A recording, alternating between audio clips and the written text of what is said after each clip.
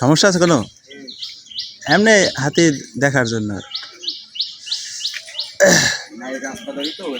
না রাস্তা সমস্যা নাই, ভিডিও ছাড়েন না দিলে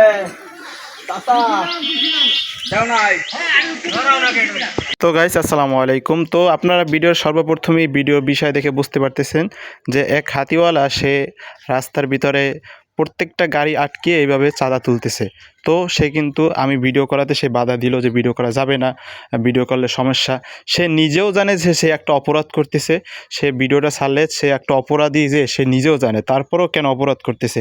মানুষ সচেতন নেই, মানুষ তাকে বাধা দিতেছে না, মানুষও তাকে টাকা দিতেছে, এই জন্য কিন্তু তারা টাকা উঠাইতেছে। আমরা যদি সবাই সচেতন হইতাম তাহলে কিন্তু এই সকল লোকেরা কখনোই টাকা উঠাতে পারতো না, তারা এইভাবে ব্যবসা করতে পারতো না। একটি হাতি দিয়ে মানুষের কাছ থেকে প্রতিনিয়ত প্রায় জায়গায় এইভাবে বিভিন্ন রকম হয়রানি করতেছে, গাড়ি আটকাইতেছে, মানুষ ভয় পাইতেছে।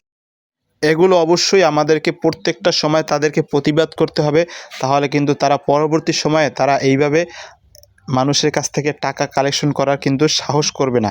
তো গাইস, যারা সম্পূর্ণ ভিডিওটা দেখছেন আপনারা কিন্তু অবশ্যই সতর্ক হবেন, তাদেরকে কোনোভাবেই চাঁদা দেওয়া যাবে না।